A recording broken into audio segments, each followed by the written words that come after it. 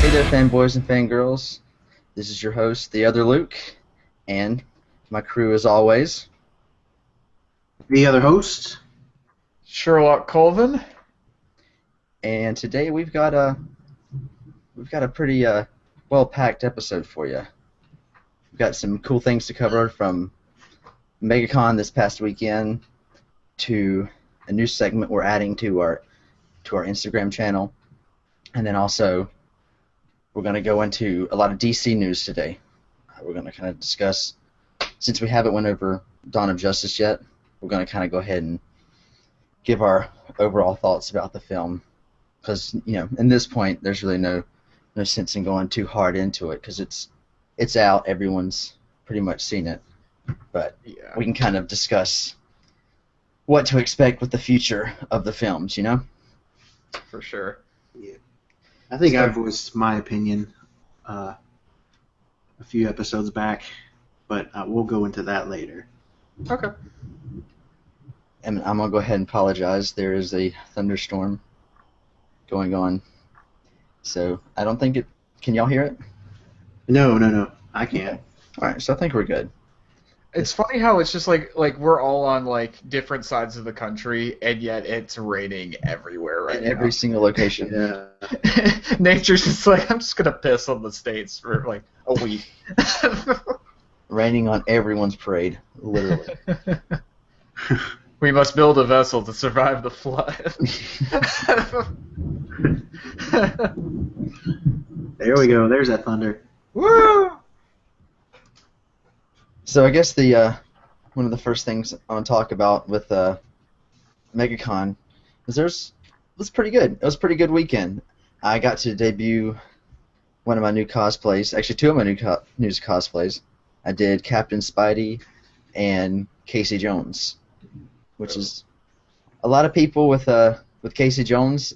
Not many people were into it, but the ones that were, they were like diehard Turtle fans. It's one of those like when you find somebody who gets it, they're like crazy about it. Yeah. Now, was Elias Cotees at Megacon this year? No. Oh, okay. I must have misread that. Yeah, he with the Captain Spidey, it was pretty cool. I didn't get a chance to go get a picture with Stanley like I wanted to kind of show off the costume, Mm-hmm. but I definitely enjoyed having that cosplay. It was really cool. A lot of people really enjoyed it. A lot more people kind of went to the Captain Spidey than the Casey Jones, just because I guess everything going on with Spider-Man now being part of the MCU, and then everything with Captain America and his whole Hell Hydra line. Oh yeah, What? that was crazy. Is what? Guys. Yeah, it's ridiculous. And Stan Lee actually, he commented on it at Megacon. Someone asked him about it, and he says, quote, "It's a hell of a clever idea. I don't know that I would have ever thought of him for him to be a double agent, but it's going to make you curious. It's going to make you want to read the books. They'll probably do a movie based on it." Ooh. Damn, that's coming straight from the source. Yep, that was this past weekend. I like how he's playing it safe in the sense that he's like, I don't know if I would have done it, but I think if done right, it would be cool. And that's kind of how I feel. I don't really know, like, personally how I entirely feel about it. I think it's kind of weird, but at the same time, I'm curious to see how the story's going to go with it. Yeah. Yeah. I'm gonna head to my local comic shop tomorrow, and I'm definitely gonna pick that up because I've been trying to stay spoiler free for this one, and obviously the big spoiler being the Hail Hydra. I couldn't escape that, but the whole other part of the story, I'm staying away from it. But yeah, I'm definitely gonna pick it up tomorrow. Yeah, I grabbed it today. I'm actually gonna be reading it later on. I didn't have a chance to read it before we started the show, but I mean, yeah, unfortunately the big spoiler was kind of ruined for a lot of people, but Yeah. it's definitely. I mean, I'm interested to see where they take it, because there's been a couple fan renditions of I guess a Captain Hydra. Yeah, They changed his suit around a little bit. I've seen the ones where they've taken like other characters and had it where they've said like the big thing, like they had like Batman said he killed his parents, and then Daredevil's like I could see the whole time, and Spider-Man's like screw responsibility. Yeah. And then Deadpool said, "I hate chimichangas." Oh my gosh, Deadpool. And speaking of Deadpool, Stanley also had commented about his cameo in Deadpool, that he actually wasn't there when they were filming the scene in the strip club. They actually shot his elsewhere in a studio, and then they added it in there in post. But he says, quote, "I was not in the topless dancing place. I did that in a studio, and then they put it into the movie, and I'm damn mad about that." Poor Stan. He jokingly went on to say he made them promise that he'll actually be on location the next time. Good. So there will be a next time. Yeah. So it looks like he wants to be there while they're doing the filming of the scene. He doesn't want to have to do it elsewhere. That makes sense. It's probably just a logistical reason and a budget reason, because they didn't have a whole lot of movie to do that, the first Deadpool, where the second one, Fox is just going to, here, do whatever you want. Right. You made way more money than we were expecting to make, just do what you want. Now, Tyler, you're at Megacon, unfortunately this time by yourself. Did you actually get to meet Stanley? I know you said you didn't get your picture, but I didn't. You didn't get to meet this was his last Megacon. Oh. Ever? Yeah. Because wow. I believe it's New York or Chicago. One of those is his last con, and he's done with his con runs, is what I heard. I thought it was just his last New York Comic Con. I didn't know it was his last con run entirely. I mean, it makes sense. The guy's getting up there. Yeah, he is. Yeah. Now, have you met him prior, correct? Yeah, I've met him a couple times actually. I met him about 6 or 7 years ago at Dragon Con. Mm-hmm. That's when I got him to sign my giant Galactus figure. Right. And then Sean and I met him at Megacon last year. Yeah. And Good then times. he also Sean got something autographed from Stan Lee last year, so we actually got to see him there during the autograph session, and then we went and met him and took a photo with him. So we saw him twice that one day, so that was kind of cool. What did you get signed, Sean? I stupidly did not have anything of that I brought with me when I went. Mm-hmm. But they had the little Stan Lee table right outside where he was signing. Uh-huh. I picked up a variant of the Superior Spider-Man. I don't remember what issue exactly, but it had, instead of Spider-Man web slinging to like the wherever, it had Stan Lee under the mask, and it was the Superior Spider Stan. And that's awesome. Yeah, it was really cool. Yeah, I had him sign that. I'd like to have that as like a pop. Yeah. I hear that. What's it? I met him 2 years ago, I think. Yeah, it was 2014 when I met him, and because I wanted to meet him the first year I went to Megacon, which was back in 2012, I want to say, and but I just didn't have the money to do the autograph at that point, and he wasn't there the following year, so I had to do it in 2014, and I was kind of panicking because I wanted to have something to bring ahead of time, but I didn't really have anything of value. I have a reprint of Amazing Fantasy number 15, but I got it from like a box set with like the Sam Raimi Spider-Man movie, the first one. Mm-hmm. And but I was just like, it would be weird for him to sign like a reprint as opposed to the original thing. I mean, it wouldn't be that weird, but I just kind of want something a little bit more unique. And I came up with this idea last second. I was able to bring it with me. I actually have a mask from the first Amazing Spider-Man movie. It's not like it's like a Halloween costume one, but it's not like the regular just like $10 one. This is like the actual fancier one. And I think I saw you post that. Yeah, he he signed that one for me, and I thought it was kind of cool because it's something different. It's not just something like because I was originally gonna do some artwork, but I just couldn't think of a good idea art wise, and then the more I thought about it, I'm like, if I do the mask, that'd be kind of cool. If I have to have one thing signed by Stan Lee, a Spider-Man mask, like I put it in like a shadow box with a with like a little display or something, I think that'd be cool. But he signed it right across the forehead. Well, that's cool. Yeah, like get you like a styrofoam mannequin head. Yeah, exactly. And put you like a little like get you a shadow box, but hide maybe like a LED light in top so it kind of like lights it down. So it's like this cool little display. Yeah, what I need to do is have it where it's like in like a shelf, and like when I open the doors to the shelf, it like rotates around like in the Batcave or something. Oh wait, yeah, it activates a little turntable and it just starts rotating. Yeah. Perfect. Or just make it where it's on like the pedestal from like Indiana Jones that the little idol is on. I actually found a link. I will post it to the page for everyone to see. It's on Screen Rant. But New York Comic Con 2016 will mark Stan Lee's final appearance. Oh, man. Oh, so it is? Yeah, New York San Comic Con Diego is his last con.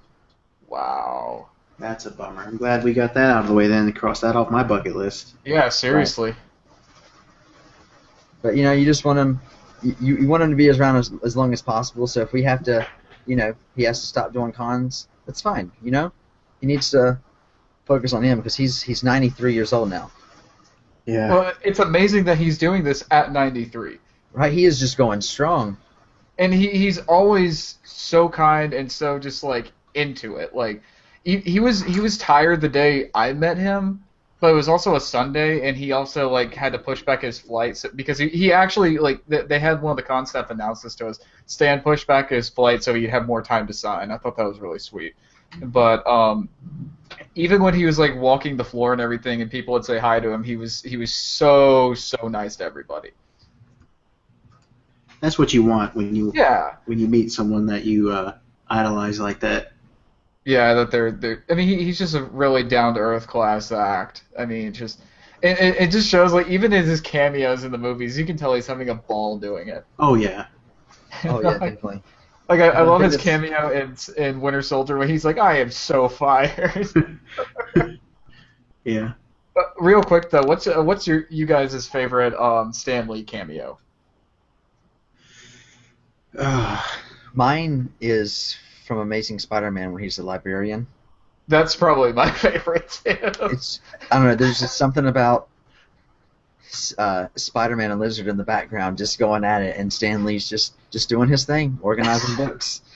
Yeah. Not even fazed by it.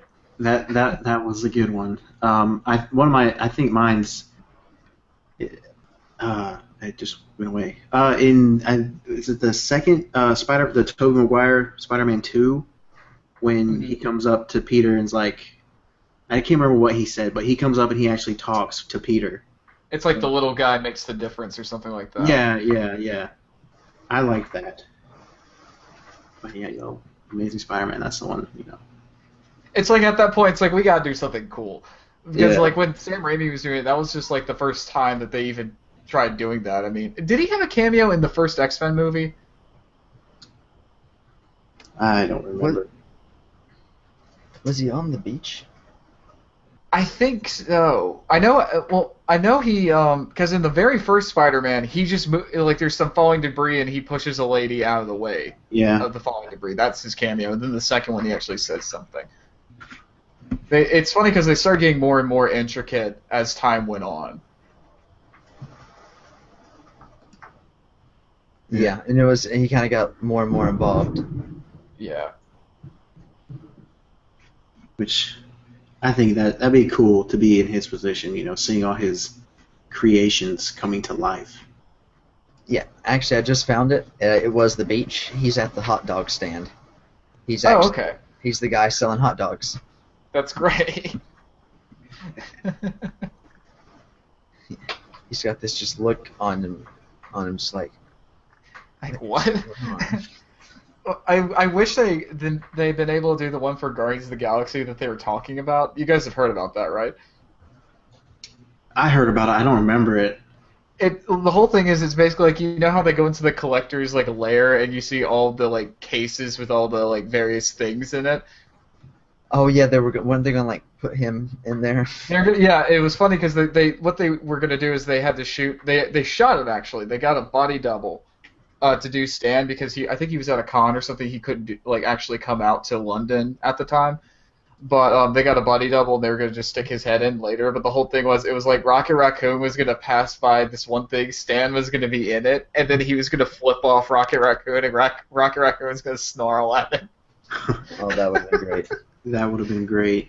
Yeah, the way they did it was pretty funny too. But I don't know that would have been one of the top cameos if they. That would have, yeah. Because it kind of would have been like I don't know, because it could have been like a fourth wall kind of break for them if they did it. Depending on how they did it. Good old Rocket. You mentioned collectors. I got some action figure news for everyone. That was a beautiful segue. Yeah, right. It looks like we're getting three different separate waves of Marvel Legends. We're getting 2 in June, and then what did I do? I just lost my notes here. We're getting 2 in June, and then one I think is in July. The 2 in June is going to be we're getting another Spider-Man wave. The characters for that Miles Morales, Spider-Man from the Ultimate Comics, Silk, a new Hobgoblin, Spider-Girl, the Ashley Barton. I don't know if that's an artist or the actual multiverse Spider-Woman or girl. We're getting a comic version Electro, which we got an Electro with the Amazing Spider-Man 2 release 2 years ago. And the Build-A-Figure for that wave is going to be Venom Space Knight, which is the really big one? Yes, yeah. Oh, that's going to look awesome. Yeah. That might be one of the ones that might be my first full set that I get. Really? Yeah. We got a Hobgoblin last year with it was the second Spider-Man wave, but it was the newer version of Hobgoblin, the more recent. The one that's coming out in July is going to be classic Hobgoblin look. Nice. Yeah, the big reveal in my opinion is the X-Men. I believe this is the second wave because we got one again during the Guardians of the Galaxy time. I don't remember when that came out. 2 years ago. Like 2014, I think is when it was. Yeah, and the Build-A-Figure for that was Jubilee. But this one we're getting brown suit Wolverine. We're getting Cable, Deadpool, which that's going to be probably the huge takeaway from that wave. A Havoc, Iceman, Kitty Pryde, with Lockheed, Jean Grey Phoenix, and a Rogue Jim Lee variant. The Rogue, nice. The Rogue, the Kitty Pryde, the Deadpool, and the Jean Grey all look fantastic. We'll post a link on our Facebook page, but they all look fantastic. The Build-A-Figure for that is going to be Juggernaut, which I think is awesome because that works in the Spider-Man universe, which is what I like to collect, and the X-Men. So I'm excited for that one more than actual Spider-Man, which I know I shouldn't be saying that. Well, it's like you've had a bunch of like other Spider-Man like character or Spider-Man just variants prior, where now you'll have another character that can literally work with 2 different lines. Yeah, and Juggernaut's one of the good characters that can cross series. Yeah. Now this one I don't have any pictures or anything, but it's another Captain America wave. We're gonna get a Secret Wars Captain America variant, an Iron Skull. And we're getting 2. The wave the set's called Energized Emissaries. No idea what they are. They're interchangeable. I don't know. We're getting Marvel's Eel and a new Scarlet Witch, which I think it's going to be a movie variant. Yes. I don't know. The Build-A-Figure is unknown. Unknown. I don't see anything here for a Build-A-Figure yet. So that's that wave. And now this is rumor. That's the thing, though. That's what Marvel Legends is doing with each wave, right? They are for sure doing like a Build-A-Figure with each wave. Yeah, with each for sure. Yeah, that's Okay. Okay. yeah, that's they taken that from the Toy Biz days. Good. So, yeah. So the one with the different two different Spider-Mans and Silk and Hobgoblin, that is, you said wave 4? It's no, it's Wave 2 of the Spider-Man series. Oh no, Wave 3 of the Spider-Man series. Okay.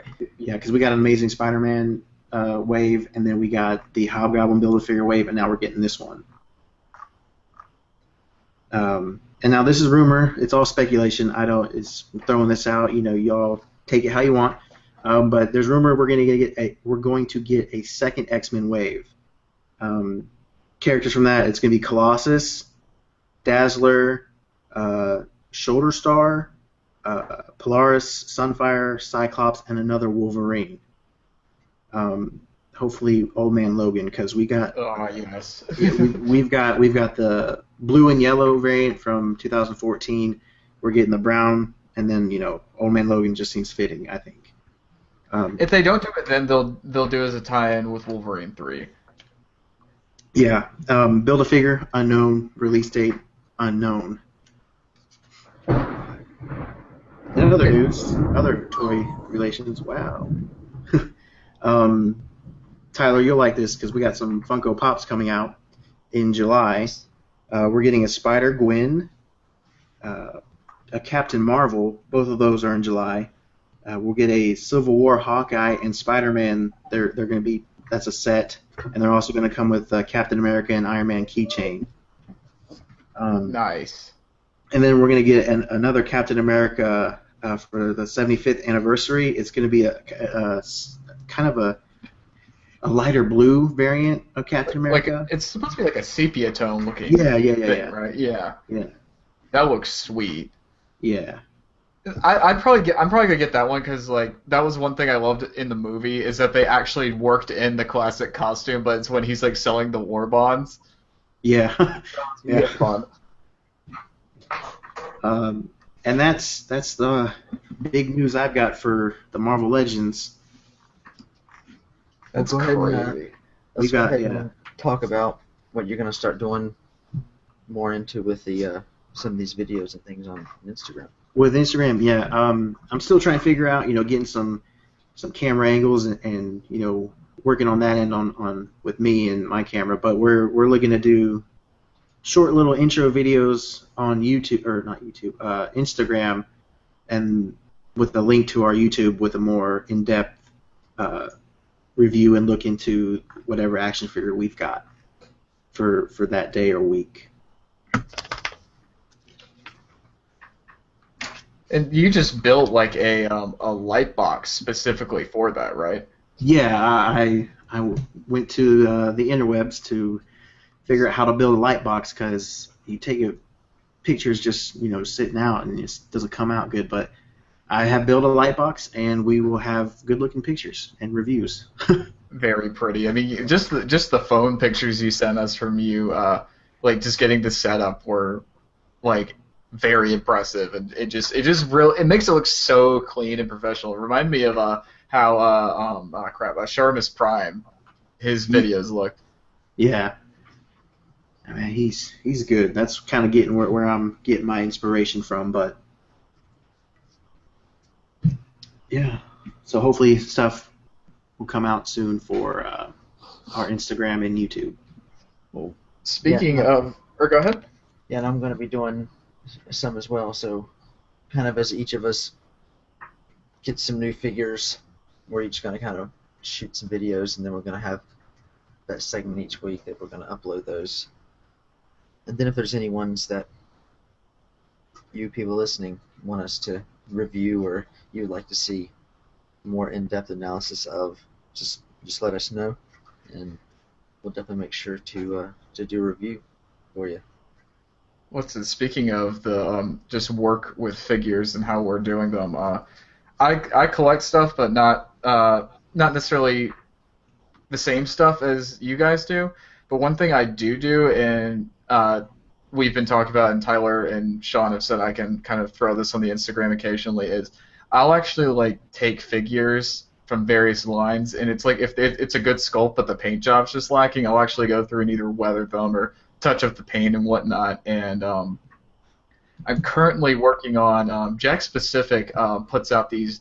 They're the ones who put out the big figures. You always see it like at the stores and like Toys R Us and stuff. But what's it? I've got a 32-inch Batman vs Superman Batman. I'm working on just regular Batman, but I'm having some issues finding a cape that works for him with the right material. Thankfully, the material I originally bought is carrying over to one I'm repainting now, which is I got the 20-inch armored Batman. And the thing with these, I swear I don't know how they did it or if they did it this way, but it looks like they did it this way. It looks like they scanned the actors' heads, at least, when they were on set, or maybe scanned them when they were in the costume, because the regular Batman, it's very clearly Ben Affleck's face. The Superman is Henry Cavill's face. The Wonder Woman's very much Gal Gadot's. Even the armored Batman, you can still tell it's Affleck's face underneath. So either they're scanning it, or whoever the head is of their sculpt department, give that person a raise. But I actually, Sean, you were taking inspiration from Sharma's Prime. I'm very much taking inspiration from Cosplay Chris over on YouTube. He's this guy in Australia who does like this incredible touch-up work. He does like Star Wars figures too. He did one of the big Jack Specific First Order Stormtroopers. He actually made it into like Finn's Stormtrooper. This is before the variant came out where you could actually get Finn with the Stormtrooper armor and a removable helmet. He got one where it's got like the blood streaks across the helmet, and he's got the arm actually like he had to like actually really cut the arm off and kind of remod it and stuff. But he made it where it's like it's holding the gun straight up, and he made a base out of just like a piece of wood that he's put some spray glue on and then scattered some sand on it, and it looks like it's on like the Jakku village or something. It's really cool. So I'm gonna be doing those from time to time too. Yeah, those would be pretty cool. I'm excited to see how those come out, because I have the Batman figure that you're working on now. The armored one? Yeah, it was nice. It was one of those ones. As soon as I saw it, I had to pick it up. Yeah, it's like regardless of thoughts on the movie, it's just like that's straight out of Dark Knight Returns, and we're getting that in a movie, and that's just cool that we're getting a big figure of that. Yeah, like I have a big figure of the Inquisitor. Oh, really? Really? From Rebels? Yeah. Sweet. How's that look? It's pretty cool. I actually got real lucky with it. There was a sale on Amazon, and they were selling them for $10. Uh-huh. So I took it into Walmart, and they honored it, and I bought the one at Walmart for $10. That's crazy. I didn't know they still did price match. Very nice. This was about 2 years ago. About a year and a half ago, actually. Sean, do you know if they still do price match stuff? Oh, yeah, they do. Sweet. Well, what was it? Because I also got I got a Falcon, like a big 2-foot wide ship, and whoa, that was a lot one. Wrath of God over here. And I guess that's his way of explaining his opinion on Dawn of Justice. I don't know. I left out a couple things. Some San Diego Comic-Con exclusives for 2016 as far as the Legends go. Mm-hmm. Looks like they're going to release a Howard the Duck. What's the Cosmonaut or the dog that was in Guardians? I think his name's Cosmo. Cosmo? Yeah, Cosmo the Space Dog, and we're getting Lockjaw. Lockjaw, if you don't know, is the bulldog that Miss Marvel was given by when she became the Inhuman. I don't remember the whole queen's name of the whatever, but she was given a dog that's actually an Inhuman. So that's really cool. I guess it's not an Inhuman; it's a dog. It's an inhuman dog, therefore it's just a dog. We got some cool stuff coming out of Comic-Con this year. Do you know if there's any like exclusive like Star Wars stuff that's coming out? I don't. I should, but right now as far as my toy collecting is, I gotta have Legends right now. I'm going through that phase. Don't get me wrong, the Black Series that Hasbro has been doing. They have some pretty awesome ones I'd like to get my hands on, but right now it's just I'm on a Legends binge, if you will.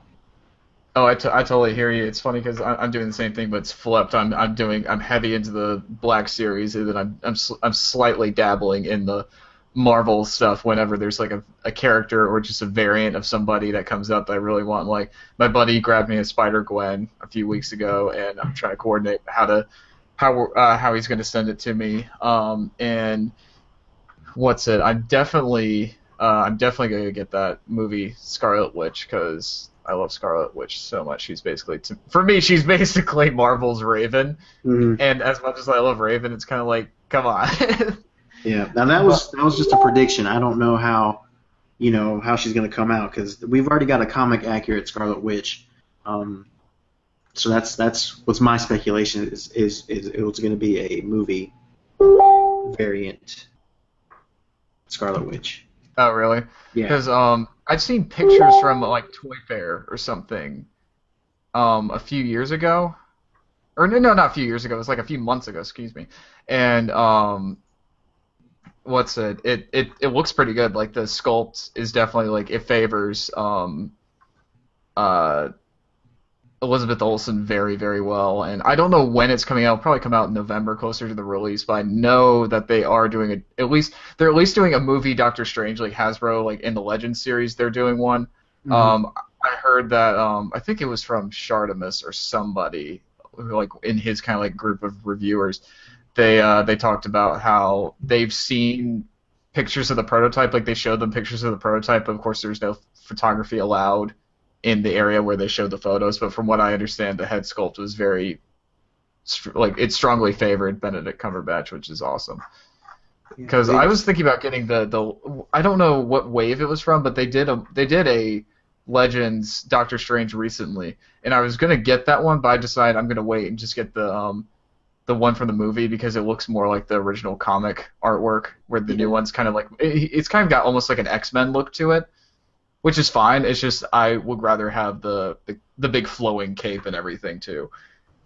Yeah, the one you were talking about was the Hulkbuster Build-A-Figure. That's right. That's right from Ultron. Yeah. Yeah, that one that was nice. I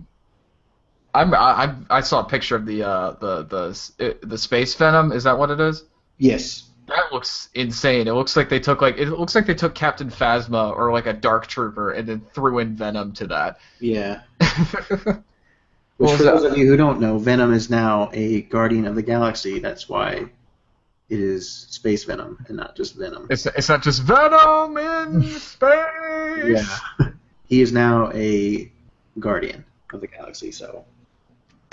What's it, Tyler? You had just sent the link to some of these. Are these con exclusives? Yeah, they posted a few, and as far as Star Wars go, Sideshow announced a convention exclusive. It's an R2-D2 prototype 6-scale figure.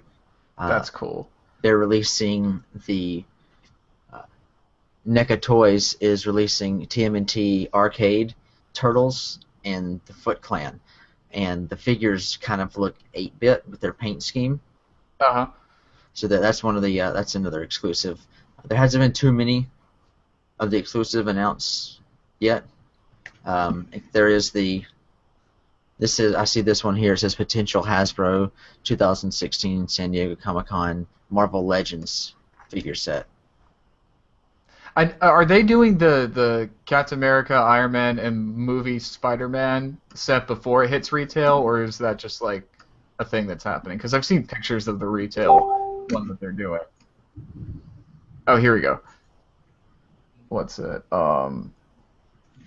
There's just shot you guys the kind of the preview for that one. Oh, is that the collector? Wow. And see, these are the 3 3/4 inch figures, though. They're not the 6 inch. Oh, okay. Gotcha. These are some of the smaller ones. Yeah. That's cool for like especially the people who had the 3 3/4 ones before. I've got a number of 3 3/4 ones, and that's something I give props to Hasbro with is the fact that they kept that going. Because I personally prefer 6-inch figures, but it's nice that like specifically with Star Wars they did because they were doing a lot of repacks of them for a while, but they did. I think it was within the first two waves of the Black Series. They have like the main 6-inch line, and then they have the or wave, and then they have a 3 3/4 wave, and we finally got an episode 2 Padme. For like it took years to finally get a new one, but it's really good. It actually looks like Natalie Portman. It's her from the Geonosis battle in Attack of the Clones, and I'm just so glad that they finally did that. They also did recently it's like a throne room Leia from the end of A New Hope, where she gives the medals to Luke and Han, and she should have given one to Chewie, but it did actually come with the medal. I'm probably gonna stick it on Chewie, or at least have him hold it. I don't think it's big enough for him, but I like that they're keeping that going. While it's kind of like they're scratching the itch for both sides, in the sense that they're still continuing to support the 3 3/4 stuff because it was dominant for so long, but they're also including stuff for the big stuff. Like I know they did a Bosch Leia for both the 6-inch and the 3 3/4 scales, which was nice. Are they doing that with the Marvel waves? They're releasing different variants of the certain characters. I can't think of any off the top of my head, but I've seen different ones. Like we're getting different variants of Spider-Man. They recently, a few months ago, the Nor Spider-Man was released in 3 3/4. Yeah. I've seen that one. It looks nice, but I need to just pick it up. I've seen Black Panther now. I'm not sure 100% if it's the movie variant or the comic variant, but they look so much alike. It's kind of hard to tell. Yeah, and just recently they released an armored Spider-Man in the 3 3/4. Oh, nice. Yeah. I've seen one where it's like a collector's set where it's actually like it's Cap from Civil War and he's got a motorcycle. Yeah. Which is cool. They need to do a winter. That's under the Legends ban, though. That's not under the universe. Like the Marvel Universe are the 3 3/4, and the Marvel Legends are the 6-inch. Oh, okay, Yeah. okay. But that Cap with the motorcycle was part of the Legends, but it was a 3 3/4 figure. So yeah, it's still I have cool a looking couple figure. of the 3 3/4. I have an Arrow. I have an Alien from Alien. Oh, like the Xenomorph? Funko Kenner versions. Mm-hmm. Those things are nice. I got the Xenomorph. I've also got I need to get the individual figures to go along with it, but I've actually got the shark from Jaws. Oh, that's cool. It's really cool because I saw a review for it and they had it super cheap on Amazon because I couldn't find it in the store here. But what's cool is like the mouth actually opens and you can fit a figure in it. Nice. Yeah. That was always something. That's something I wish that Star Wars, like with their Black Series with the 3 3/4, they've repacked and repainted. To their credit, a much better repaint of the Rancor from Jabba's palace. Like they had a really cool set where they actually did a smaller version of the 6-inch Black Series Jabba. They did a repack of a Leia, a repack of a Luke, and I think it was a retooled repack of a Gamorrean guard, and it came with the Rancor. The only problem is you can't fit like a figure entirely in the Rancor's mouth. That's just something, I don't know. I played with dinosaur toys from like Jurassic Park when I was a kid. Always cool when you can have like a figure like get chomped on by a dinosaur or something. Yeah. Speaking of Jurassic Park, we've got some new Netflix titles coming this month. Agents of S.H.I.E.L.D. Season 3 will drop this month on Netflix. Me, myself, I have got to catch up. I have not seen any of Season 2. Yeah, same here. Yeah. I'm sorry, it was Season 3 of what? Agents of S.H.I.E.L.D. Oh, okay. We're also getting Voltron, the reboot of Voltron this month. That's the 10th. I'm kind of excited about that one. I'm not a huge Voltron fan, but I remember watching it when I was little. Is it like a 3D animated or 2D or a mix? I think it's a mix. That's cool. See, that's cool. Like Voltron is actually going to be in 3D, but the rest is going to be kind of a regular cartoon animation style. You're talking about Jurassic Park. I believe all three. I saw all three coming out this month. No Jurassic World, just 1, 2, and 3. That's to be expected of the world, though, because it's still going strong as far as sales go. Yeah. Those are the three I took away from the list of titles coming out this month on Netflix. What was it? And oh yeah, speaking of Netflix stuff, you guys heard that they signed a deal with Disney to where basically from here on out, anything that's produced by Disney, Lucasfilm, or Marvel or Pixar, Netflix is getting. Yeah. Like no HBO, no anything like that. I mean, like you can still go get it at Redbox and stuff, but it's like they're going to be the exclusive like group of a streaming service to do that. Yeah, I saw that. That's I think awesome. Yeah, that's smart.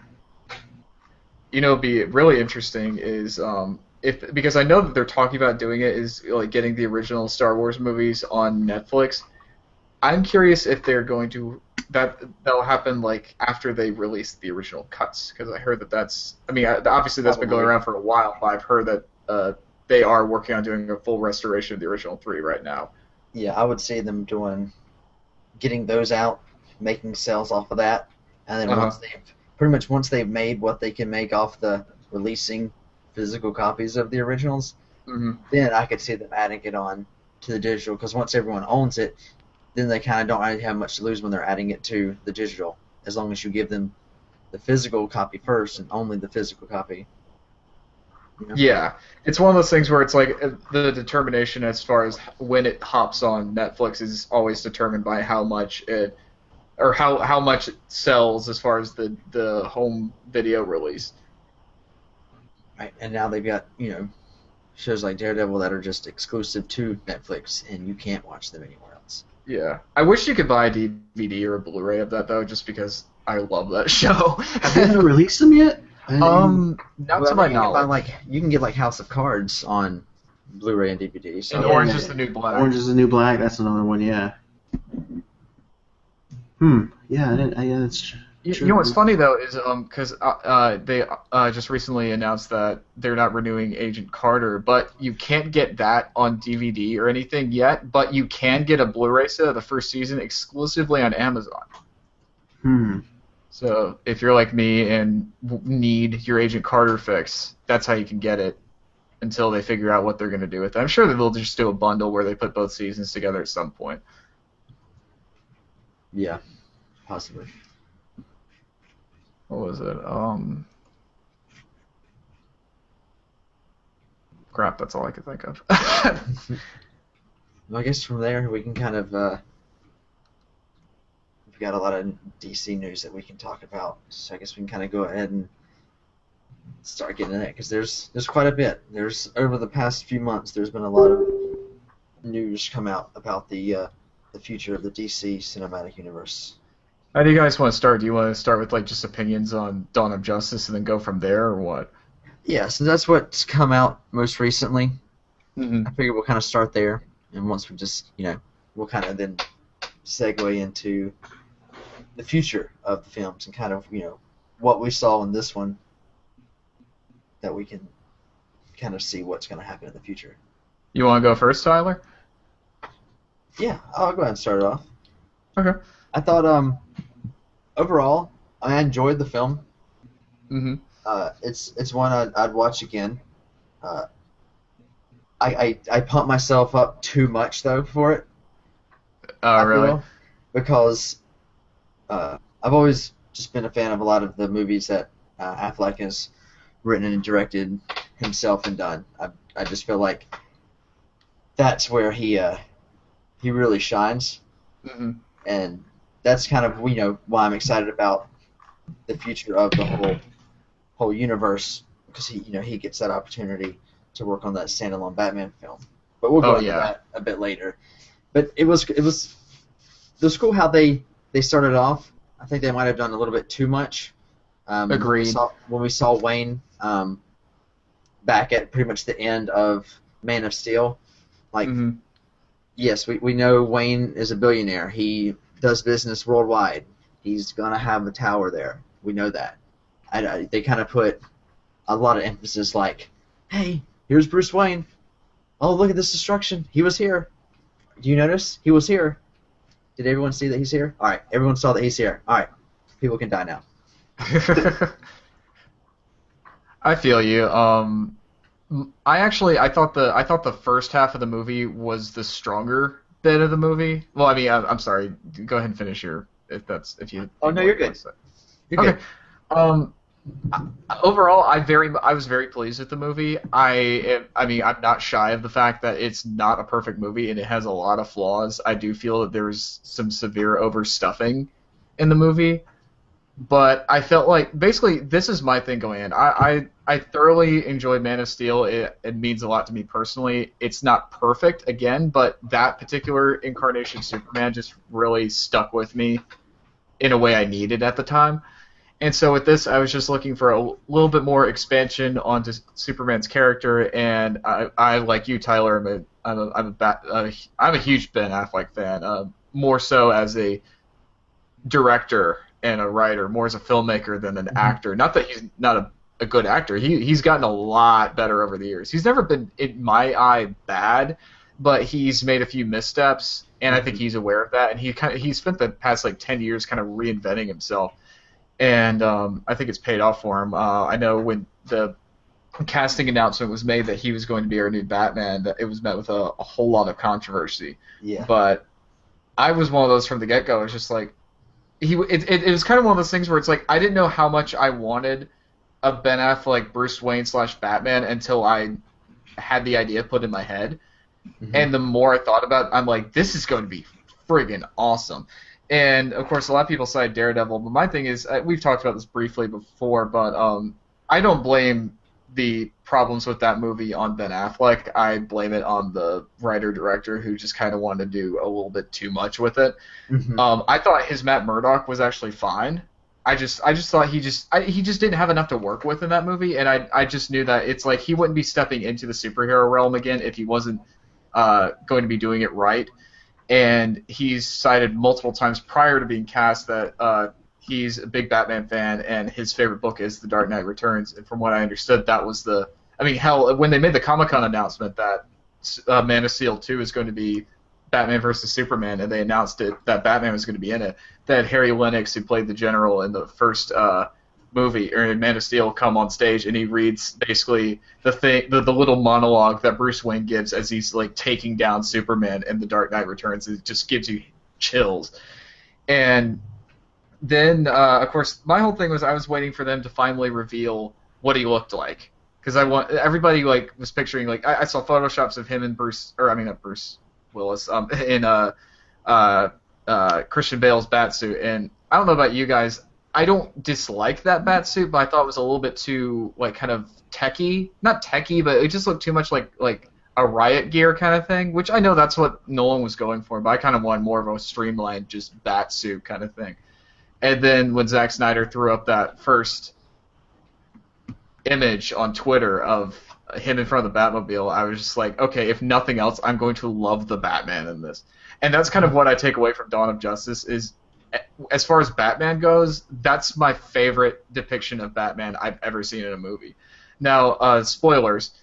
I know a lot of people are kind of mixed on, because Batman does he does cause some fatalities in the movie, but Zack Snyder came out and addressed that, and I think the way he said it was, I will go with that. Is he said that the whole thing is it was a proxy thing. He never you never see him go up to somebody and murder them. It's just like if there's one bit where he's fighting off some guys and this guy like throws a grenade at him and he kicks the grenade back at the guy, and the guy goes to try like grab the grenade, which is stupid, and then he blows up as a result. But it's one of those things where I thought it worked, and it's especially given that the whole idea behind Batman in the movie is he's trying to rebuild his humanity or regain his humanity, and by the end I think he has that. And also, just to touch on a later note for us, is something I noticed is, like, obviously Batman has a role in Suicide Squad. It's a little bit more of an extended cameo from what I understand, but I noticed a change, and I think this shows that it takes place after Dawn of Justice, is that the Batmobile does not have guns on the front of it anymore. Now, I don't know if they're possibly going to be added in CGI, but what I'd like to see is either the guns are taken out because he's not going to do the lethal force thing anymore, or I'd like to see it be rubber bullets, like kind of in the Frank Miller stuff.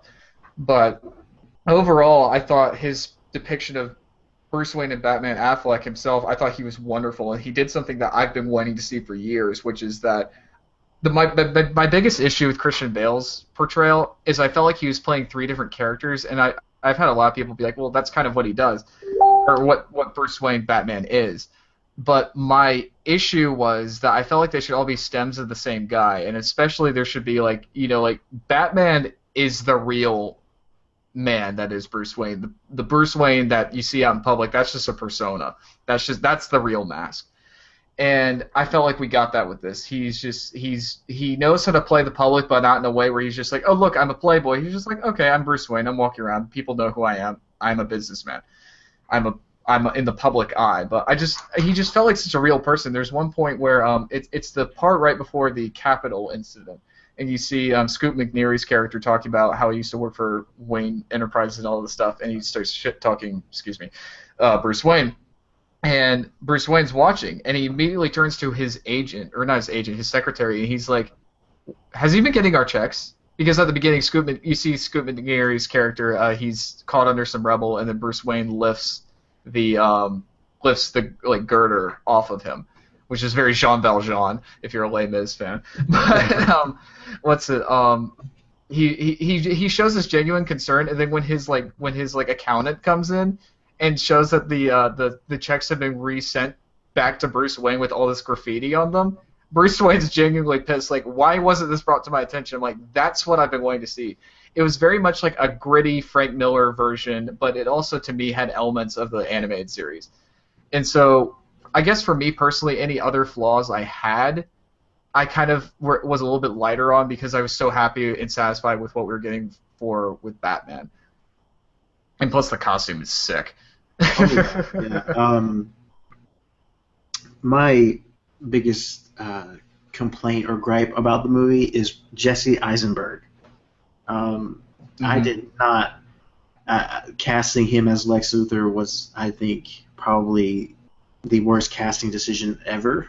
We wanted a Heisenberg, not Eisenberg. I mean, yeah, something, because I picture Lex Luthor as kind of like the Tony Stark of the DC universe, as far as like the brains and the running of a corporation. Mm-hmm. And the way that he did, he tapped into the crazy side a little too much. Yeah. It bothered me. What, you don't like people stuffing Jolly Ranchers down your mouth? I mean, it's cherry. I did not like that at all, and I thought it took too long to get to the fight scene. It kind of dragged, and then the fight scene was 10 minutes, and I mean, don't get me wrong, it was awesome. I loved the fight scene, and Batman beating up on Superman was fantastic, but other than that, I mean, Doomsday, how they did Doomsday. Yeah, no. I wish he had evolved a little bit more. I was willing to run with, when they showed him in the trailers, I was willing to run with the whole, like, he looks like a cave troll. But he didn't evolve enough. I appreciate that he at least did a little bit, so they've tried. I just think that they kind of over-designed him a little bit. Just to jump back to Lex for a second, for me personally, here's the thing.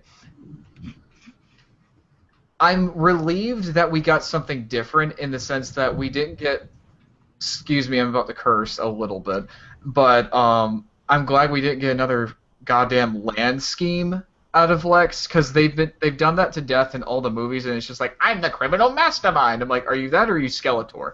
I want to see a Lex who's cunning and manipulative, and it's like I feel like there were some good traits with Eisenberg's characterization. I just thought he was a little over the top, and I do respect the fact that they tried to take a risk by casting someone different, because I mean they did that with Heath Ledger in The Dark Knight, and unfortunately for them, that was one of the best casting decisions ever. Where with this, it kind of falls flat. I do like that they did kind of go with some of the Birthright, and I think it's Birthright. His overall look, like he's got the long red hair, because that's a trait that happens in Birthright, but I wish they'd kind of done the storyline a little bit more like that. Personally, I would have either cast Bryan Cranston or Corey Stoll from Ant-Man. He played the villain. He played Yellow Jacket in Ant-Man. Like, okay, if you see that guy on House of Cards, I'm just like that. Like, I saw someone, they took a shot because his whole thing is he's a congressman in House of Cards, and he's running for re-election, or he's running for like he's running for another Governor. position. Yeah, he And runs for governor. governor, that's right. Someone had taken his, like it was like a production still of him in front of like one of his like campaign tour buses, and they took out like whatever his character's name is in House of Cards, and they put Luthor in there. I'm like, see, that would have been amazing if we had eventually gotten to President Luthor. That would have been cool, and I thought he Yeah, I would would have gotten that. very Yeah, well. that would have been nice to have him. But Yeah. overall, I think he was kind of weak as a villain. I will give credit where credit is due. He does have some of the best dialogue in the movie. That dialogue bothered me. Really? Yeah, Some of it was pretty pretty monumental stuff, but some of it was kind of creepy. I thought some of the stuff was creepy and over the top. I would also credit that to the performance. I think the line on the page works. It was just the performance of it.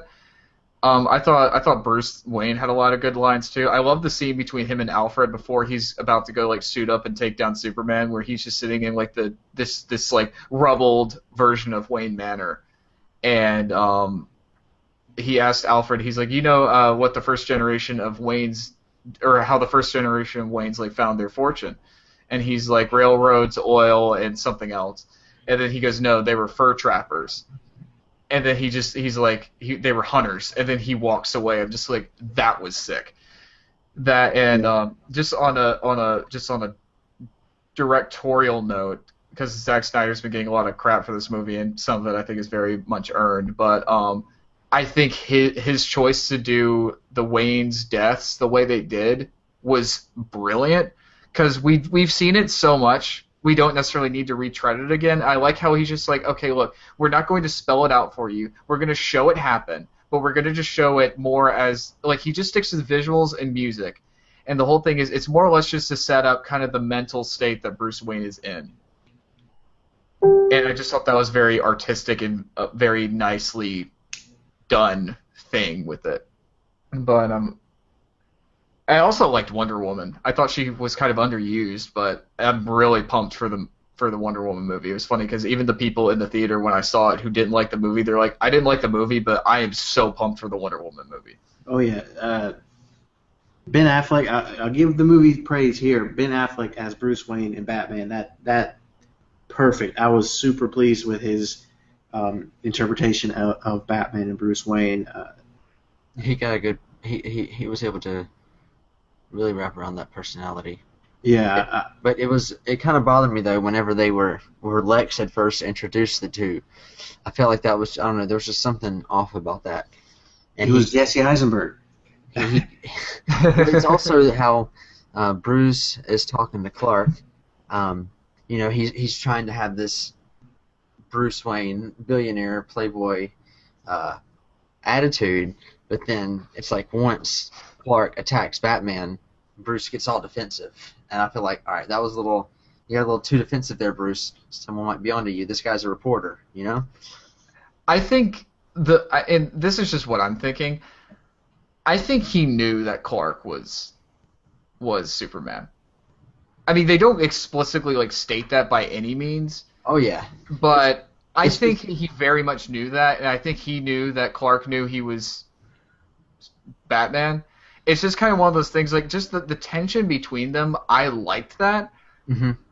I will agree though that he did get a little too defensive too fast. Although I do love the line he says when he's just like don't believe everything you read, son, and then he goes like, well, it's funny that you criticize this, but then the Daily Planet writes a puff piece editorial every time your hero saves a cat out of a tree, and then he's like, he's an alien who, if he wanted to, he could burn the whole place down. And he's like, Clark goes like, the most of the world wouldn't share your opinion, Mr. Wayne. And he goes like, maybe it's the Gotham City in me, but we have a bad history with freaks dressed like clowns. I loved that. Yeah. I think that was foreshadowing to the Suicide Squad. I mean, because we got the suit of Robin in the Batcave and clear graffiti from the Joker on it. Yeah. And there was also that leaked video where they were doing the tour, and Warner Brothers actually removed the video where they were discussing whose suit that actually was. It's Jason Todd's. Yeah. Which is awesome, because I thought I'd seen something about it being Dick Grayson's, and I was kind of like, I get it if for the movie's sake that they go in that direction because it makes sense. Like because not everybody on the world or in the world is going to know like who the different Robins are. Right. But at the same time, at least they're trying to like scratch that itch. But I like that they are for sure doing Jason Todd. It seems. What was it? Yeah. Sorry, there was one other thing with Batman I wanted to mention. Shit, I can't think of it. Well, real quick, I was want to go back to the whole Batman Superman conversation there. Hmm. How it was pretty obvious that they had each done their research and knew who the other was. Yeah. Now, how in the world did they get all that research done and not realize that their moms have the same name? Okay, here's something I actually want to talk about with the Martha scene per se. Mm-hmm. It's not at least this is what I think the intention was. And if you look at Ben Affleck's face, I think it says it all. It's not so much the name that trigger. Well, it's not even so much that it's the name that it's the forgiving point. I wish they had kind of patched a little, or they done a little bit more with this. But I think the intention was that it's like in Clark's perceived last moment, he abandons everything he's accepted his fate, but he's like he wants Bruce to save his mother, and so he says, "Save Martha, save Martha." That triggers to Bruce. Not it's like, oh, his mom's name's Martha. We're best friends. It's the whole everything flashes back to that moment when his parents are murdered because you see his father, played by Jeffrey Dean Morgan. You see him. His last word is Martha, and so I think it's not so much that their names are the same. I think it's just that because the way Affleck plays Bruce Wayne and therefore Batman, he plays him as someone who has severe PTSD.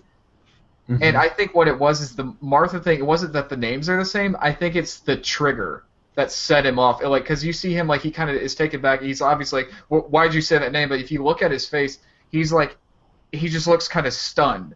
And I think it's because he's calling back to that moment when his parents are murdered. And then when Lois runs in and gives him the extra thing where it's just like, that's his mother, he's like, what have I done? This guy he's not this all-powerful evil god that's going to do whatever. He's just a humble person who just wants to save his mom in his last moment. And then that's what triggers him. And so when he goes to save Martha, the reason I think that fight is, first of all, it's amazing because it looks like the video games. But second, the reason he's so brutal with it is because he's essentially right then, he's doing what he wishes he could have done when he was 8 years old. He's effectively saving his mother in his own head. And to me, that was very powerful. But then when I saw it the second time, I definitely saw why people were like, this is stupid. Their mom's names are the same. That's it. Yeah, I mean, what you say makes sense. I mean, and it's a good point, but it just seems like it wasn't really. It wasn't the way they were wanting to go. Yeah, it didn't come off. I have a feeling the way I explained it was kind of how it was meant to be done, but then Snyder kind of just like I'm willing to see, or I want to see if in the extended cut maybe they hammer that out a little bit more. Because if they do, I'll forgive it, but I'll just basically fire the fucking editor. But excuse me again, but what's it? If that's how it stays, then yeah, I'm glad Zack Snyder's only doing the Justice League movies and Ben Affleck's doing the Batman movies. Yeah, it'll be interesting to kind of watch that one and then compare the two and see how much more into the story we get with the rated R cut. Yeah. Sorry to ramble so much. I've been kind of thinking about it. But what do you guys? What are you guys' thoughts on the future DC extended universe movies? I'm excited. That's another thing I liked about the Batman vs Superman is how they kind of intertwined like the certain characters like Flash, Cyborg, and Aquaman. Mm-hmm. I liked how they kind of segue or I guess leading into the Justice League movie by putting, hey, here's Flash, Aquaman, Cyborg. They even gave Cyborg kind of they showed his origin, I guess, if you will, to an extent. I mean, don't know the full thing. You just know that this doctor is working on his son who is dead or in pieces by the looks of it, and then it happens. It looks like RoboCop, but like in that, Yeah. like in a good way. Interesting bit of trivia though. Guess who plays his father? Silas Stone. I have no idea. Tyler The Perry. guy, I forget the guy's name, but he played Miles Dyson in Terminator 2. He's the guy who like he is engineering the Terminators or engineering the whole thing for Skynet. Yeah. I thought that was a really where they failed with Jesse Eisenberg, they totally crushed it with that. That was great. Yeah, that'll be a cool character. I just remembered one other thing with Batman, and then I'm done. I love the banter between him and Alfred. That was the best banter we've ever gotten between the two of them in a live-action movie. Like, they're just, it's straight out of the animated series. They're just like, Alfred's just sassing Bruce, and Bruce is just like, I'm really sick and tired of all your crap, Alfred. It just seemed like they were too, their ages, they didn't really seem like Alfred had a lot of years on Bruce. I get that. That's something like, that personally like you said with the me. animated series. I mean, yeah, it's a cartoon, but you can clearly tell that there's some age to Alfred as well. With in Nolan's Batman, which still to this day it's holding my #1 spot for best. I hear you, but that's that's not here nor there. I just liked the back and forth between the two of them. I like the idea of like Alfred's the guy who kind of like he fixes up all Bruce's stuff. I saw him more as like kind of more of an accomplice in this than like Michael Caine was wonderful. I'm not trying to take away from Michael Caine at all, but I like seeing kind of that Alfred have more of a hands-on approach with it. I've heard a rumor that his Alfred's supposed to be former SAS or something, which would be really cool, and that makes sense why the Waynes would have hired him. But I just love the dialogue between them. Like I love the part where he's like, oh, good to see that the future Wayne family won't inherit an empty wine cellar. Not that there will be a future generation. But what do you guys think of? Because this is very controversial. What do you guys think of like we've got a different Flash in the movies versus the TV show? I mean, I was kind of hoping that they would kind of use those in conjunction with the movies. But I mean, it is kind of cool though that now we've got there's their own DC universe on television, and then there's the own universe as far as movies go. I'm okay with it. I'm not a fan of the show. I'll go ahead and say it. I'm not. Sean, I'm not a fan of you. Okay. I am not a fan of the show. I just. Which show? The Flash. Yeah. I love the Arrow. It's kind of hit a low point for. I haven't seen any of the new season because I'm waiting for it on Netflix. But it hit a low, in my opinion, at the end of this last season, which was season 3, right? Am I right or wrong? Yeah. Don't like that. I stopped watching after season 2. I'll be honest. Don't spoil anything. I'm in the process of catching up. I'm like up to the first half of the mid-season finale. Okay. I'll just say for that, kind of hit a low for me after that. It did. Yeah, but I mean, we'll discuss it more once I've caught up, and because I mean, I really loved how they did the first season of Flash. Yeah, the first 2 seasons were great. I loved how in the season 2 they threw in the Suicide Squad to an extent. I mean, you had Captain Boomerang and Deadshot in that, and they hinted at Harley, but they didn't show nothing or anything. Just she spoke. That's all you heard was her voice. It was actually Tara Strong, which I thought was funny. Was it? Yeah, that's cool. I'll say this: I didn't like the guy they cast as Deadshot. I did too. Yeah, I liked him.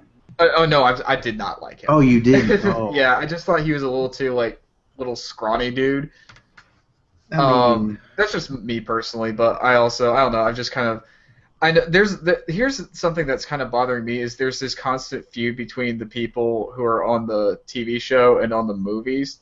It's more so with some than others. Like Grant Gustin, I'll say he's great. Like people were kind of shitting on Ezra Miller because Grant Gustin wasn't the movie Flash, and he's just like, guys, look, Ezra's great. He's like, we're doing something cool. We're doing two totally different things. And Ezra Miller said the same thing. He's like, oh my god. He's like, that guy is a wonderful Barry Allen. He's like, I'm doing a different version of it. And it's just like, you can tell Miller's actually read the comics too, because he's just like, there's so many multiverses in the Flash, like, universe, that he said, we're just writing the different timelines. He's like, that's the best part of this. We get to do it at the same time. And I thought that was, I like that they're doing that. I'll say this though, I love Stephen Amell as a person. I don't want him as Arrow in the movies. Boo. I just don't think he's that great of an actor. I just think he does a lot with his. He's gotten a lot better over the seasons. I'll say that. But it's just one of those things where I feel like he does a lot with his voice, but he's just always got this kind of blank or just scowling expression on his face. Yeah, that's why I'm ready to see him in the new Turtles, to kind of see him as something else. Yeah. Other than Oliver Queen. Hey, that comes out tomorrow, by the way. Yeah. Or it comes out Friday, but you're gonna go see it Thursday. Yeah. Yeah. And it's just it kind of sucks because I'd like to dress up and go to the release, but my costume just looks like I'm gonna go rob the place because it's a hockey mask and a hockey stick, so I'm not really gonna be the friendliest looking person. Yeah. Well, you can always ask the theater that you're going to if that would be an issue. Yeah. You can just call them and be like, hey, look, I've got this. I have a cosplay of Casey Jones, one of the characters who's featured in the new movie. Can I wear it? Would that be an issue? I don't know. Just talk it over with them. But like I said, I don't have a problem with Stephen Amell as a person. I think I love all his charity work that he does. He seems like the nicest guy, and from the people I know who have met him, it's definitely a very nice guy. I just have yet to really see him do anything acting wise that makes me feel like he could really carry the movie. Personally, if I had to pick for the movie, I would really like to see Charlie Hunnam, the guy from Sons of Anarchy. Like, I've seen a picture of that guy with the goatee. I'm like, yeah. Mm-hmm. That's just me. But I think it's just kind of, I don't know. I just feel like there's a tone difference that would just make it kind of an odd thing to see. I don't know. It's just one of those things. But what's it? Just to kind of jump a little bit. Unless, do you guys have anything else you want to say about it? Like with the TV show stuff? Oh, I'm done. Yeah, I'm good. Okay. I guess my closing thought is I think as a performer, Grant Gustin's great. As Barry Allen and as the Flash, I just think he looks kind of goofy in the costume. I think he looks more like Peter Parker than he does like Barry Allen. He's a looking dude. I think that's why I don't like it.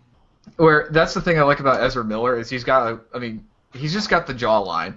I'm just gonna say he's just got a really good jawline, and every time I've seen Barry Allen or just the Flash drawn in the comics, he's got a really chiseled jawline. Now the thing I will say is I hope that he doesn't have long hair. I know he has long hair in the cameo you see, but I'm willing to bet that that's a video surveillance thing taken from a while ago. Yeah. And I've seen set pictures. He's got short hair on the set. Yeah, because I feel like all that would kind of go away. Oh yeah, and one other thing with Dawn of Justice, even though it was very confusing, I did enjoy the nightmare scenarios because that's straight out of like Injustice and like Crisis of Infinite Earths. That was really cool, and just the Mad Max feel to Batman was awesome. But what was it? I guess the Suicide Squad's coming out in what, like 3 months? August. Yeah. Wow. Now, I'm curious what you guys' thoughts on that are.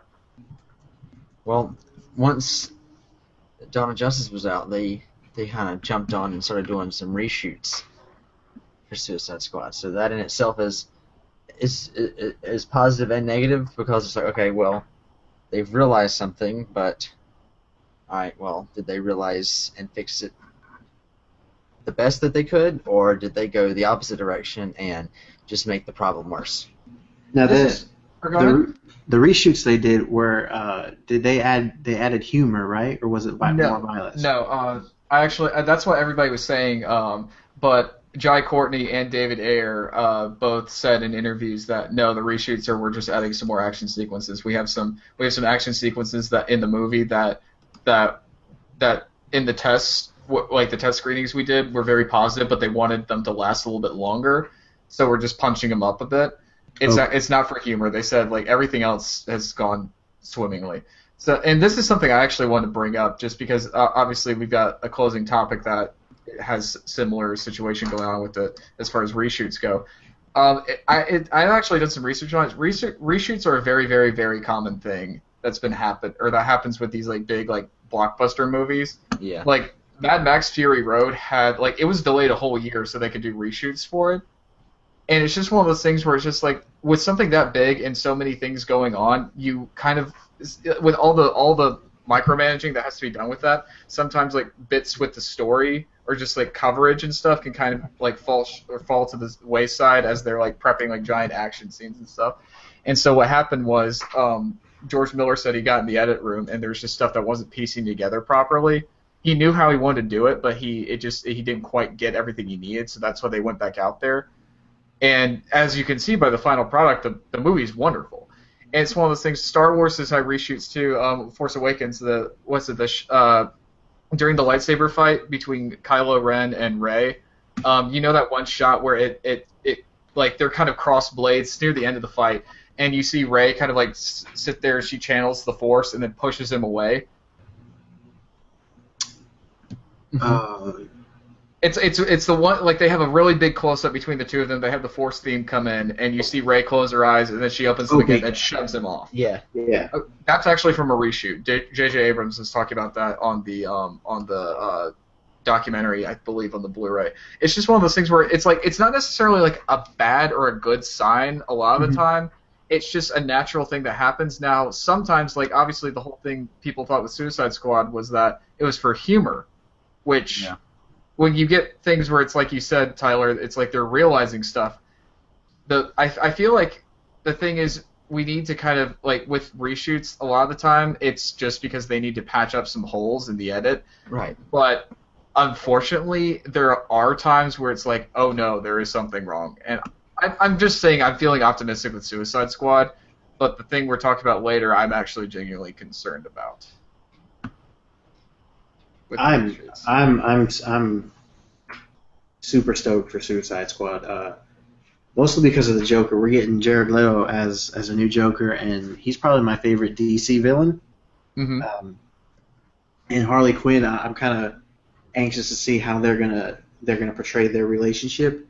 Because in the books right now, in the current, well, with the Rebirth, I haven't read any of it yet. I'm gonna be picking that up again tomorrow. But Harley and the Joker, they're separated, and Harley is anti-Joker. So I'm kind of I'm excited to see how they're going to portray that relationship. Now, have they said what the actual plot of the movie is? I mean, is the Joker the villain of the movie, or is it somebody else? I don't know. I'm thinking he's going to be a wild card, and it's going to be someone That else. would make sense. Yeah. Because I heard originally months ago that the whole thing was they wanted to have it where, or the rumor was that the whole thing was they were breaking the Joker out of Arkham, kind of similar, somewhat similar to the animated Assault on Arkham movie. But then I've also, I mean, like you guys have seen the trailers, the whole thing with that thing you see destroying the subway train. What is that? Yeah, no idea. Yeah. I'm not sure. No idea. See, another thing about what's crazy is with the reshoots and stuff is compared to films in the past, now people are able to get content of their movies out a lot faster and seen by a lot more people than they could, a few years ago. Because you got to think, yes, there's like exclusives that you'll see on some late night shows or something. But literally immediately following that, the content is available online and everyone can see it. Yeah, it's not so much as just like a regular thing that just kind of happens. People are like, oh shit, this is a thing. And they can get reactions from the general pop about what they've seen, so they can kind of take that and if and when they can, they can go back and reshoot and add some stuff or change some things around if they know the audience isn't going to want to necessarily have that particular content in there. They might be able to do something to fix it. Didn't they tweak Apocalypse's appearance as a result of that? And the first photo was a set photo, unedited, It hadn't been put, they haven't gone through the post process. That was just with the makeup and the costume, yeah. Right, and everything was enhanced in post. They kind of mixed practical and digital.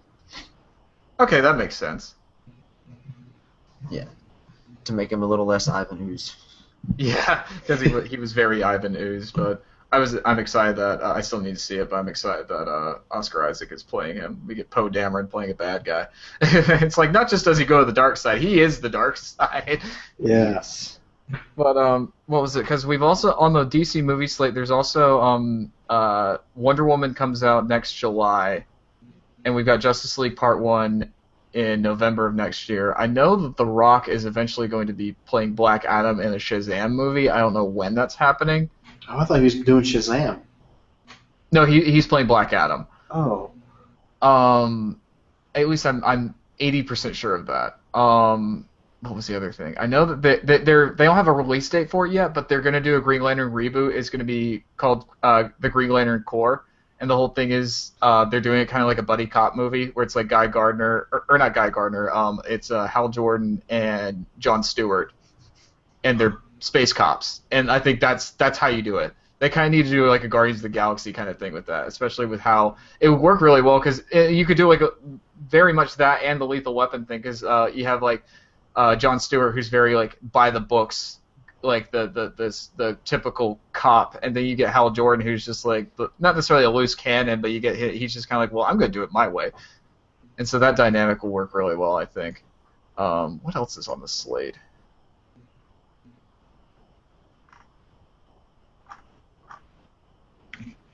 We've got The Killing Joke. Oh yeah, that comes out around the time of Suicide Squad, right? Yeah, and that's kind of there's some big news with that too because Mark Hamill is back as the Joker because this is the one thing that he said that if we do this, I'll come back. That was like the only thing that he would come back for. Which makes sense considering it's pretty much the Joker's origin. Yeah, so I'm super excited for that one. And because if I remember correctly, it's Kevin Conroy's Batman. Tara Strong's playing Barbara Gordon. They basically everybody who's alive and able to do it, they've got from the animated series doing this. So this is more or less like the ultimate kind of like finale for the animated series. Yeah, I'm excited for that one. That one's going to be great. Because they've been kind of doing the interconnected animated movies recently. I very much enjoyed the Justice League versus Teen Titans one that they just put out. But it's a nice breath of fresh air to see that we're just getting a standalone like adaptation of a book. Because that's what they did in the past. They did like Dark Knight Returns and Year One and Under the Red Hood. What's a story you guys would like to see that they haven't done? Nightfall. Ooh, that'd be really good. Yeah, I think that would be pretty good. Get to see Bane break the bat. Yeah, I looked it up here. It's Kevin Conroy, Mark Hamill, Tara Strong, and Ray Wise as Commissioner Gordon. Yeah, because I think the original guy played in Past. Yep, that's actually coming out next month. Is it really sooner than I thought? They've got like an exclusive set where it comes with a Joker figure, I believe. So I'm gonna have to pick that up. Yeah, it's coming out on my birthday actually, July 23rd. Oh, perfect.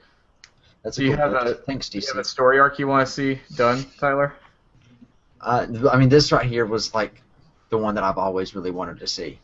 Oh, so Christmas is coming for you this year. Oh, it is, and for Mark Hamill to actually be in it as well. I mean, it's definitely a good birthday present, I say. Oh yeah. Thanks, DC. What's it? I've always wanted to see them do either Hush or The Long Halloween. Hush. That'd be good, yeah. Hush is what they need to do with the movie. So they're like, no joke, this would actually work. You get Matt Damon to play Hush. Matt Damon. Yeah. Well, no joke though. I think Matt Damon will work as Hush, and I think he'd be a great Clayface. Ooh, that's a villain we haven't seen on the big screen. Is Clayface? Yeah. They could definitely do Clayface. nowadays, with all the CGI and as much money as they spend on these. For sure. Do you want to talk Star Wars Rogue One? Yeah, I guess it's a good segue because we got Mark Hamill Yeah. working on his Joker, but also there's things going on with Star Wars, so we've We've covered the dark side, now let's go to the light. we've got some news about Rogue One going into some reshoots, kind of bringing that back up, what we were talking about earlier. Because you broke the story to the two of us, Tyler. Do you have the article handy? I do, yeah. It's actually it's right here. I'll throw it to you guys. That way you can take a gander at that. Let's see. Yeah, it says here. One Hollywood source told us, the magazine. Yeah. The execs at Disney are not happy with the movie, and Rogue One will have to go back into 4 weeks of expensive reshoots in July.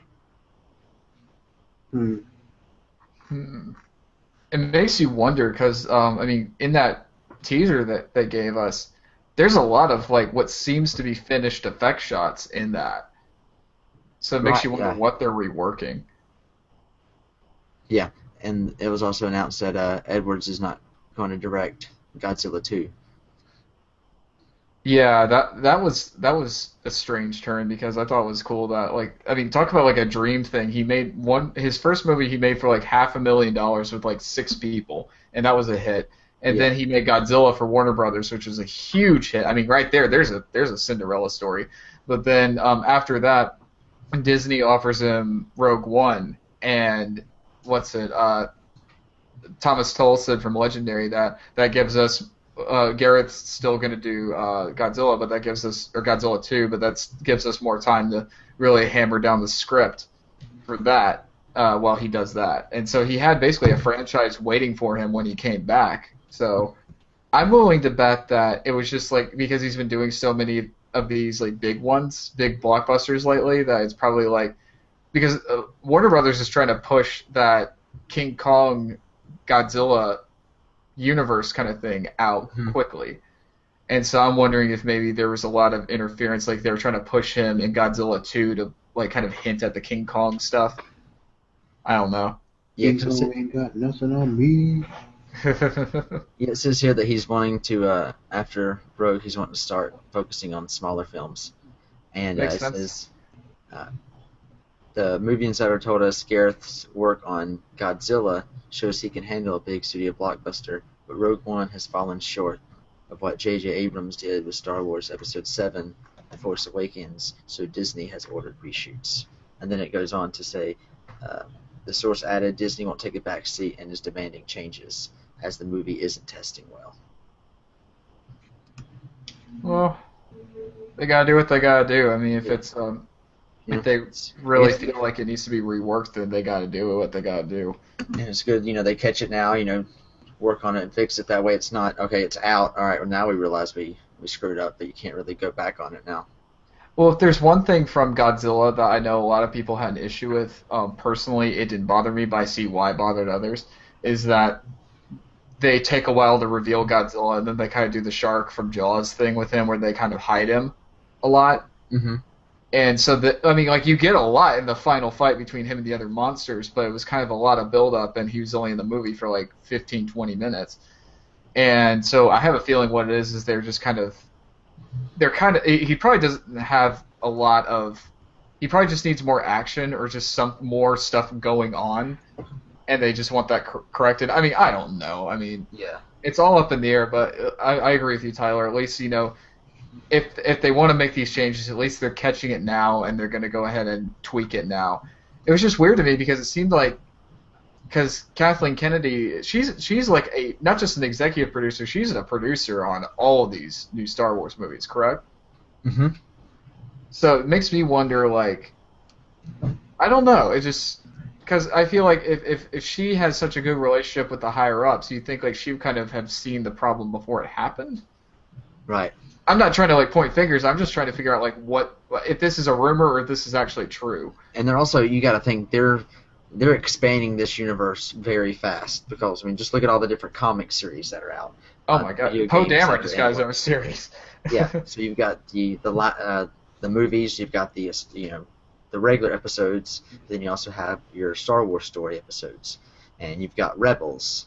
So there's a lot going on, and yeah, I mean, you got to give it to Kathleen. I mean, she's being a beast at what she's doing because there's so much going on with this franchise, and she's got to be there, working on all of it. So, and it helps that she's got people like Dave Filoni, right, that knows what they're doing as far as when it comes to the Star Wars universe. He's like the story go-to guy for this stuff, right? Yeah. Well, I mean, if you in some of the BTS on Force Awakens, there's some times where Filoni is there, and he was. They talked to him about a lot of the stuff because they wanted to make sure that anything that was happened in the Clone Wars and then now the Rebels, they want that to all work together. That's a good brain trust that they've got. Like Kathleen Kennedy's kind of acting as the Kevin Feige of Star Wars, and Dave Filoni's kind of acting as he's almost like the script supervisor for the cinematic universe, like just kind of like making sure everything's coherent and flows together. And I don't know, that's a good thing, and also something just to give even more credit to Kathleen Kennedy is the fact that with what Kevin Feige did with the Marvel movies, he kind of built that from the ground up. I mean, he right. did work on I believe the first two Sam Raimi Spider-Man movies, but it's like he built all of that. I mean, I'm sure he obviously had help, but he basically created the whole cinematic universe thing for the modern day with superheroes. And the thing is, it's like, yeah, they were pulling from the comics, but it's just like they had no in movie canon, in the MCU canon thing that was established. Like, it was all untread ground. They could basically start how they wanted to. But they've smartly pulled from the comics, where with Star Wars, there's nearly 40 years of other material that they're having to incorporate or figure out how to incorporate. And so the fact that she's managing not just the production of all these movies, but also trying to help figure out how to make it work. I mean, I know everybody's like, or a lot of people were angry about the expanding universe being pulled out, but I can't necessarily blame her. It seems like they're doing, or Disney, but they seem like they're doing the same thing, or they've done the same thing with Marvel in the sense that it's like they're pulling from the comics when they can, or pulling aspects from the comics, but overall they're kind of doing their own thing. Right. So. Yeah, and we also got a look at they released a Rogue One poster for Celebration. We get to see some new. Ooh. You see the Shore Trooper, you see a Death Trooper, and there's also the ACT on there. So it is a different model. Yeah. Nice. Oh, okay. Nice. That was a prototype. I mean, it is before Episode 4, and there was another article that was released saying that Rogue One is going to end 10 minutes prior to A New Hope. That's awesome. Wow. Yeah, it was in a Hollywood Reporter. The quote goes, "This takes place just before A New Hope and leads up to the 10 minutes before that classic film starts." That's crazy. So you think we're going to see a Bail Organa, or maybe even a young Princess Leia? Well, it goes on in the article. This is actually on Furious Fanboys. We'll share it on there. There has been rumors for a long time that we may see Bail Organa or even Leia towards the end of the movies as she takes the Death Star plans on the Tativ 4. This would also make all of the young Han Solo cameo rumors seem stupid, as it would make zero sense to have a younger Han Solo in a movie that sits just 10 minutes before A New Hope. Yeah, Thank you. That was a concern I had. No. I mean, I agree, because, yeah, his part doesn't come in until later. Yeah.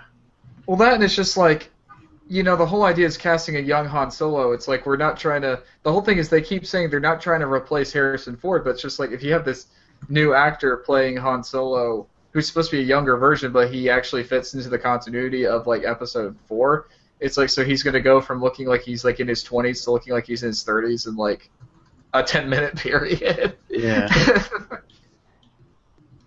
No.